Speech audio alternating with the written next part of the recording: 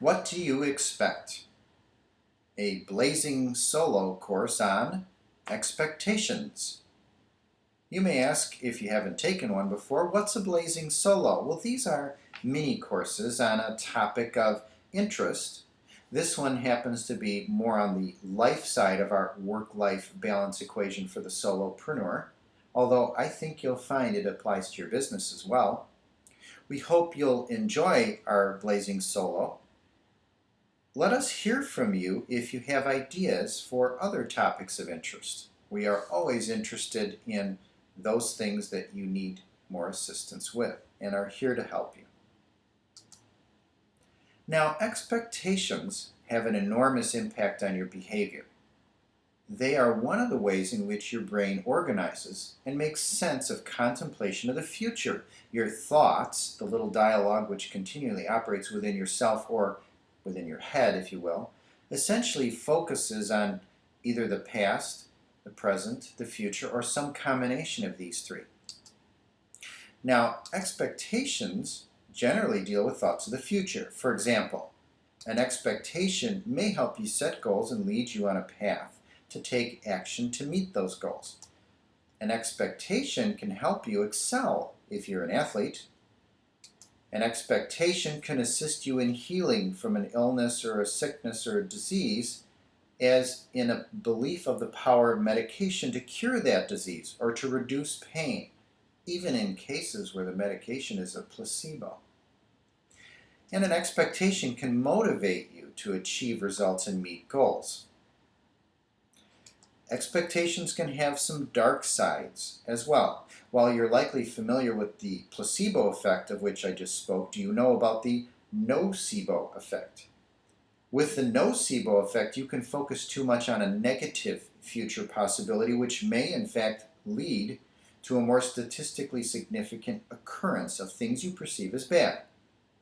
Another element to the dark side is you find that people who are too highly motivated, hyper-motivated if you will, have been shown to have a smaller chance of obtaining success with the matter to which the motivation is applied. It's almost as if you want it too much.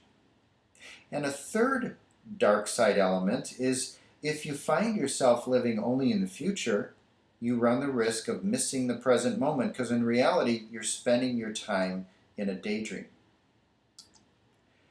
Expectations need also to be balanced with wisdom gained from the past. As the old saying relates, if you don't learn from your past, you'll repeat the same mistakes, or those who don't learn from history are doomed to repeat it. Now, while there's nothing wrong with reminiscing about fun times in high school or cool things you did as a kid or how much fun you had last night, when reminiscence becomes rumination, living in the past can become almost pathologic. Because excessive focus on the past or the future leave you unappreciative of the present. How often have you sat drinking your breakfast coffee? You're ruminating about a conversation with a significant other, friend, or business associate that you had yesterday that went poorly. All the while, you're missing the warm, rich taste of your coffee, and maybe you're missing looking out your window and appreciating how the rising sun plays off the dew on the grass and the mist slowly dissipates in the chilly morning air. Now, for some of us, you may find yourself excessively living in the past because of trauma, childhood abuse, workplace bullying, post-traumatic stress syndrome from service in the military. All of these things can create a difficult environment for you to focus on the present and the future. For these situations, therapy might be the answer. But in the absence of trauma, your goal may be in achieving the optimum balance between mindfully appreciating the present, drawing upon your past wisdom, and appropriately managing those expectations of the future. If that is your goal, there are a multitude of tools available to you. They range from meditation classes to self-help books to one-on-one coaching. It truly is the rich life where you can mindfully appreciate each moment of each day, have pleasant reminiscences about your past, all while still using your abilities to plan, set goals, and motivate yourself towards achieving those successes, all in a respectful and grateful way, and all for which, of course, as you might have guessed, you've set certain expectations. Now, what we are speaking of here can be summarized in one of the universal laws, the law of expectations. The universal laws, and I believe there are 7, are principles which describe much of human interaction with the physical and non-physical universe. Now, the law of expectation states that whatever you expect with confidence becomes your own self-fulfilling prophecy. Another way of looking at this is you do not necessarily get what you want, you get what you expect, because thoughts become things. Finally, your expectations determine and affect your attitude. Someone who expects that things will turn out well will likely have a positive attitude most of the time. So what does a positive attitude do for you? Well, not only does it keep you in a great mental place, it exerts a positive influence on others. Positive energy is wonderful and attractive and contagious. Being positive makes others more open to you, to helping you, to working with you, to collaborating with you, and to interacting with you in a multitude of ways. One of the persons widely recognized as one of the wisest men to have lived in the 20th century is Albert Einstein. He said, there are 2 ways to live your life. One is though nothing is a miracle. The other is as though everything is a miracle. Through which lens do you choose to view your life?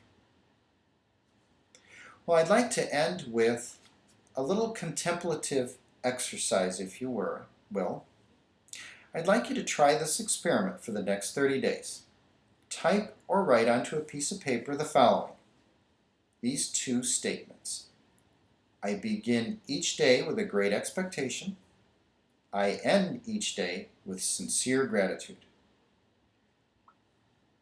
Tape the sheet of paper onto the bathroom mirror, using the bathroom where you use when you look at yourself first thing in the morning, and that bathroom where the last thing in the evening you look in the mirror before you go to bed at night. Keep the sheet up for an entire month. Okay, you're going to have to clean the mirror around it, but after the month is done, note if you're now viewing your life differently. Pay attention to your internal and external conversations. Are you consistently talking with others about positive incomes? Are you thinking continually about things you desire rather than things you don't? Are you talking about the things you desire rather than things you don't? One real good idea to keep track of your conversations and thoughts is in daily free writing in a journal. You can pick up one on your own, use scratch paper, or you can use the journaling function here on the membership site. It's private and you can keep your thoughts there. This may help you find the answer to that question about are you consistently talking about positive things or negative things. You may also see if merely having those 2 affirmations up on the mirror makes a difference over the next 30 days. And if you find you're focusing more on the things you don't want, well, isn't it time to flip the switch? We hope you enjoyed this blazing solo course on expectations. Please take time and select the next course you'd like to work with. We have many here in the whole work-life balance continuum for the solopreneur. And I look forward to catching you in the next course.